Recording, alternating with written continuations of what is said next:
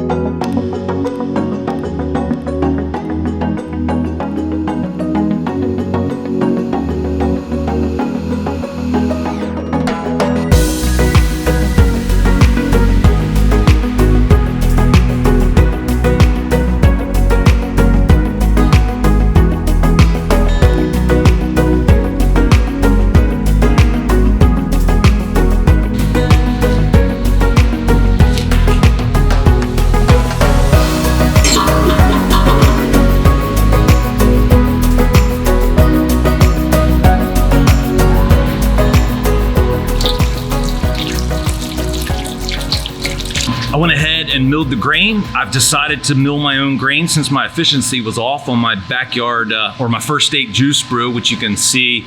Check my page out for a video of that brew day. I'm using my new rim circulator, so I need to go about almost 8 gallons because the rim's cylinder holds a decent amount of wort, and I don't want to lose that in the final beer. My water profile is as seen. It's a balanced profile. I couldn't find a whole lot online about the perfect water chemistry when it comes to a fruit sour, so I'm going with a balanced profile. And I just took my lab results of my home water, and I'm adding different salts to figure out where the chemistry needs to be. I'm figuring those amounts out with Brewer's Friend. That's the website that I go to. It has a beautiful tool that's very simple, and it helps me get exactly where I need to be. I'm just gonna use a scale, put the salts in the containers until I get the right amounts of each. And now we're gonna go ahead and dump it into the mash tun with the 7 3/4, 8 gallons of water that I have in there. We're gonna mash in at about 157, 158, and then I'm gonna let the rim system keep us right around 153.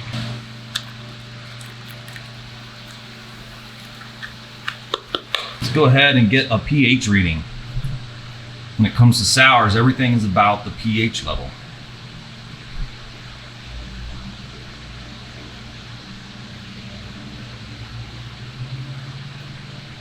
.5, 6.6. Everything's about the pH when it comes to a sour. So that's what the lactobacillus is going to do. It's going to bring this pH down. Then I'll adjust it with lactic acid to get it exactly where I want it, which is probably around 3.7. So I went ahead and mashed in. We have American 2-row as our base malt, and I milled that. And I also added the flaked oat and flaked wheat just straight out of the bag. You don't need to mill those. And rice hulls is new for me. It's something I just used for the first time. I'm using it because I hear that it'll help improve your efficiency a little and help us establish a nice filter bed. So hopefully we'll get a nice cleaner beer that's a little more efficient. So we'll see how it goes. Guys, this is the first time brewing a fruit sour. So if you have any suggestions, comments, or like to say how you do it, leave that down in the comments below. It'll help us all out. 154 Fahrenheit, we're perfect. And this is my new Blickman controller. I used it one time on my last brew and it went really well. Let's go ahead and set it, mash. Temperature, we want it to be 153. Enter. And we're gonna do that for 60 minutes. I'm actually gonna do 55 because it's been about 5 minutes. And play that. Now we're gonna go over to the home side. And we're gonna turn our pump on.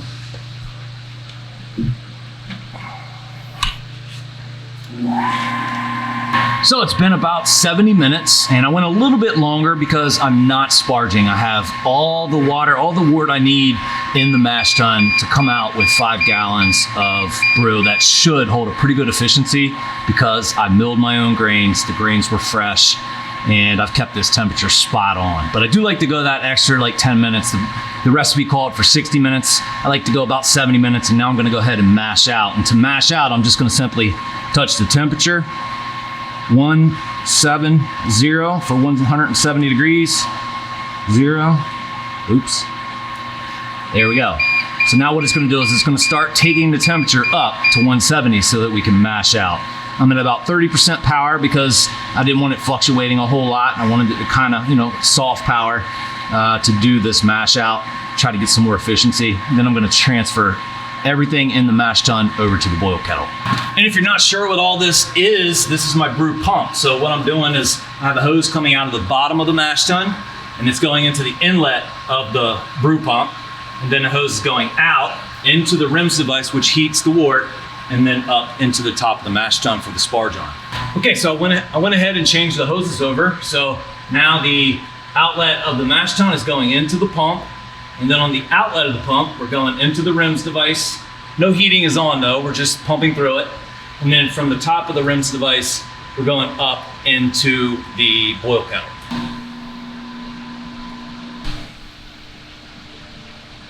So I got exactly 6 gallons. Now it's time to boil for 10 minutes. We're only doing 10 minutes because we just want to sterilize it.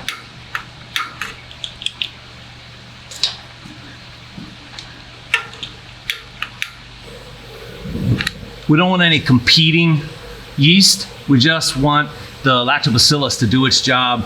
And so to do that, we need to make sure we only have the lactobacillus in there. So we're going to kill off everything else by boiling it for 10 minutes.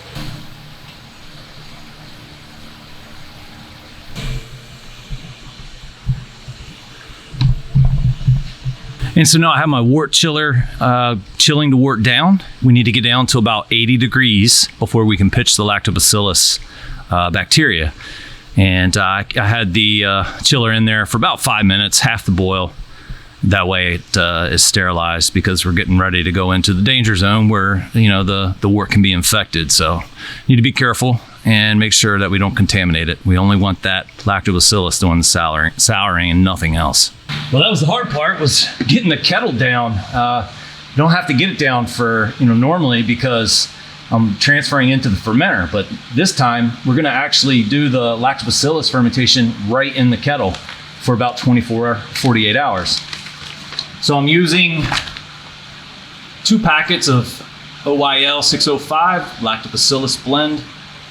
My concern is I ordered one and it came with 1 little ice pack and it was fairly warm when I got it.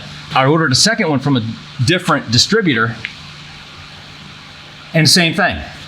Now, what on the back it says that the temperatures can go up to 95, so I think that's the reason why they're not as worried about chilling it for mail purposes. Hopefully I'm right. Hopefully I get some action with these two. I've let these come up to room temperature. I'm gonna spray the top with some sanitizer.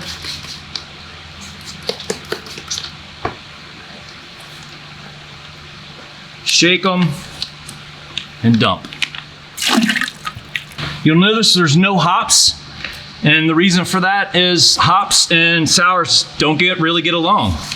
So you really don't want to put any hop additions in a fruit sour.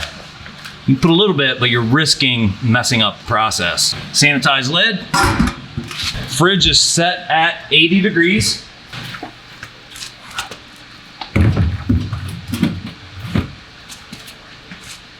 There we go. We're gonna leave it in the fridge at about 80 degrees for 24 hours. I'm gonna check it in 12 hours, check it again in 24 hours, and we're just waiting for that pH to drop. Let's go ahead and see what our gravity is as well as our pH from the post-boil wort. So I'm a little low on the original gravity. The recipe, I think it came in at 1.046 and I'm at 1.040. And I think that has to do with the milling. I gotta dial in and calibrate that mill a little better. And I think I'll be able to get that gravity to where it's supposed to be on the next brew. Now let's get our pH reading.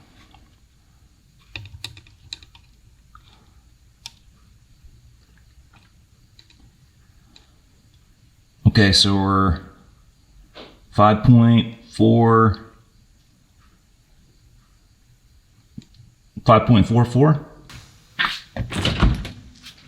And so it's been about 18 hours. We're gonna go ahead and get a pH reading on the lactobacillus wort here.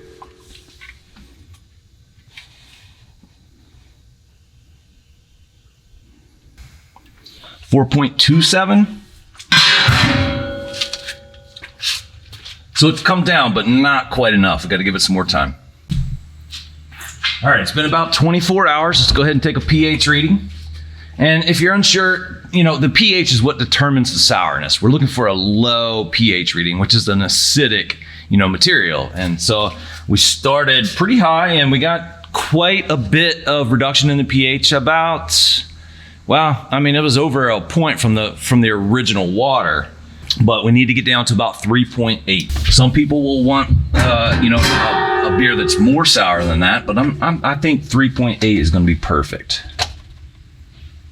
I'm not as worried about. Oh, look at that, we're close. And there we are, 3.88. That's it. Now, if you needed to get down a little further, you could use a few drops of lactic acid. I wouldn't use much, just 2-3 drops. That'll get you down to a really acidic, as far as you want to go. But, a lot of sours are 3.3, 3.5. I'm going to go a little more on the milder side. And I think I'm going to go ahead and boil.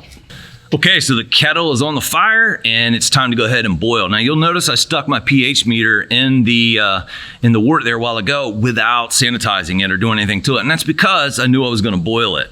Up until now, we've just been working on souring the beer. And now it's time to put it on the boil to kill the rest of the lactobacillus, as well as any germs that may have been introduced, like when I stuck my pH meter in there.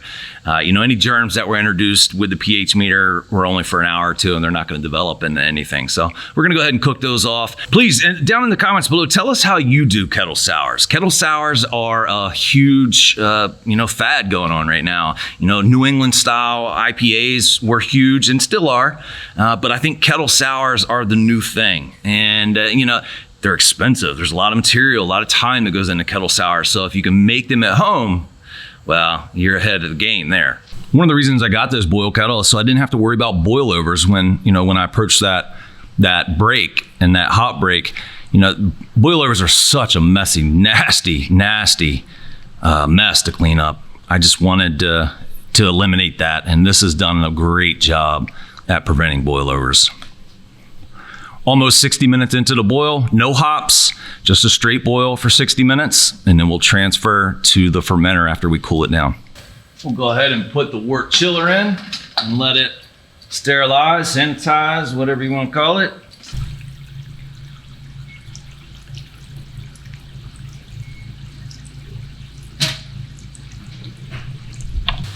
Here's a new gadget I got from Northern Brewer, and this is the tilt device.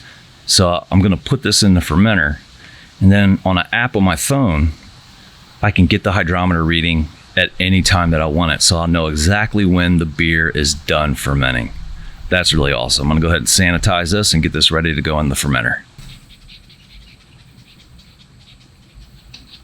Make sure the valves are closed, and let's go ahead and transfer.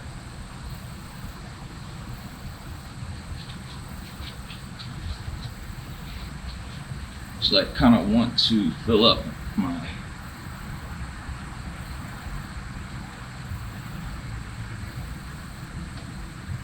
get my sample now. It seems to be easier when you do it now rather than later.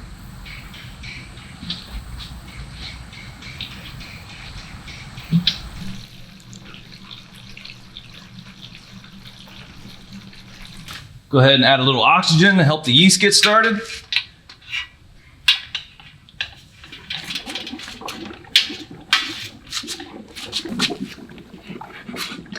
That should be good. And we'll go ahead and sterilize the yeast. The packets, I'm using Safe Ale US 05. Just a basic yeast. The flavors are gonna come from the fruit puree that we're gonna add later.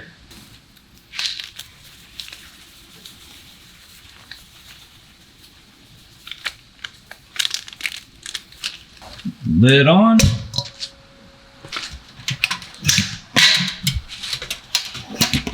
And we'll give it a little bit of a shake.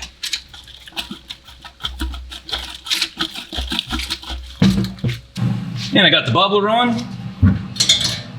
Put our probe in. And that goes in the side in this thermal well. That way we get the actual temperature of what's going on inside rather than just the ambient temperature of the fridge. The fridge is set to 63 degrees. I'm going to ferment for probably 3 or 4 days at 63 and then bump it up to 67. Oh, you know what I forgot? I almost forgot my new gadget. Pop that in there. And it just floats. Let's go ahead and get our gravity reading. That is perfect. 1.050. Let's see if the app shows us what the tilt says it is. Look at that, ladies and gentlemen. That is a perfect reading. I came out 1.050, but I think this is probably more accurate. That's awesome.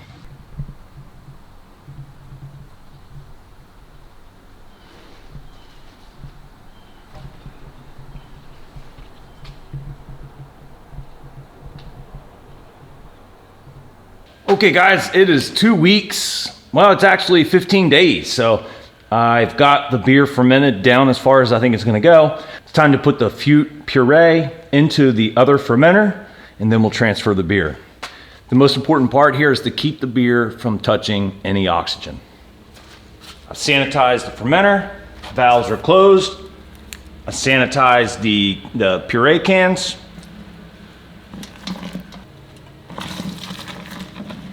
I've never used puree in a beer, so this is an experimental thing for me.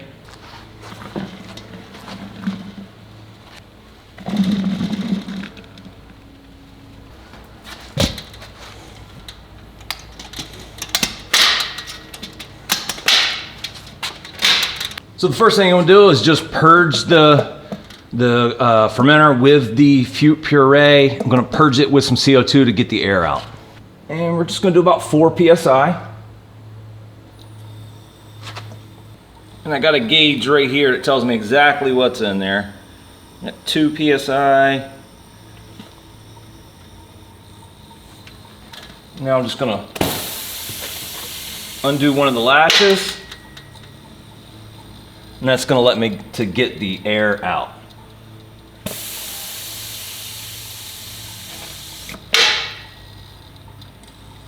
After I've gotten all the air out,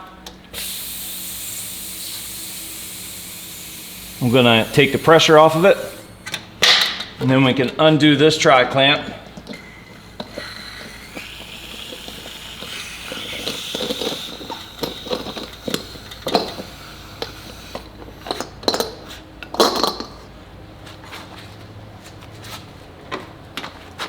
Put our stop back on there.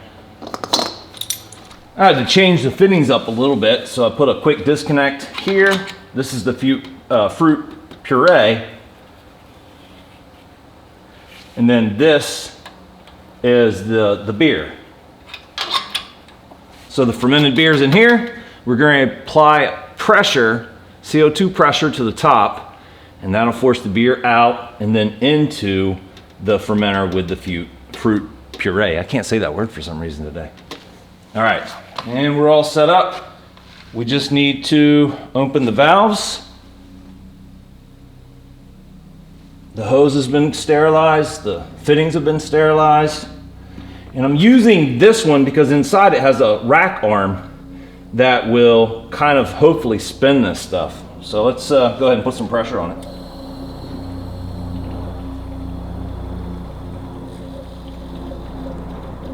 And there we go. Now when you're putting beer in, you got to be able to have air come out, or the CO2 and so I just have the stopper with it, nothing in the bubbler, so air can just escape pretty naturally.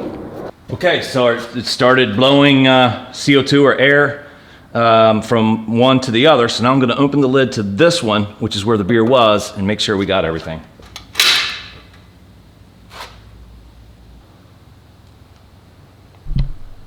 And it looks like we got everything. So now what I'm going to do with this is go ahead and fill the bubbler. Put the other piece in and cap it. Push the stop down. Back in the fermenting fridge, and we're going to let this sit for probably 2 weeks.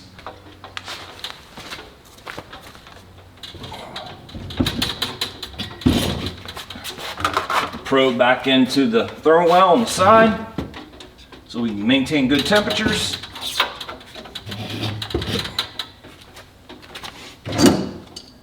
We're doing this at about 67 degrees.